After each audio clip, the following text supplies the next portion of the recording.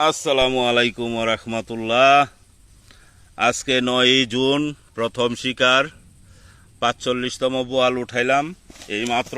এই এই এই আস্তে আস্তে পিয়ানো। এই হচ্ছে ৪৫তম শিকার এবছরের। গতকালকে উঠাইছিলাম একটা বিশাল বড়, প্রায় 50 কেজি হয়েছিল। আজকের এটা ছোট। এই যে আলামিন স্যারের নিয়েছি, হাই বলেন।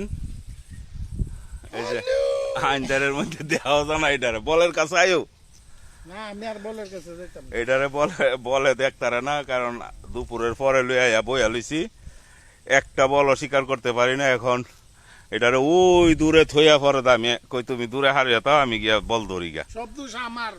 এরপরে দাওয়ানে আইসা সাইরা বল ধরলাম। কও কিছু তুমি যে বাগা রাশি বালা না। শিকারিয়া সব দোষ আমার। বাগা হ্যাঁ। ওটা বলের ফিডের মধ্যে ছেড়ে দেয়। হ্যাঁ, এই যে এই হচ্ছে আজকের শিকার, কানি বল। এগুলি সব কানি দিয়া ঘুরে, অনেক চতুর, দৌড়ে বেশি, যার দরুন ধরতে খুব কষ্ট হয়।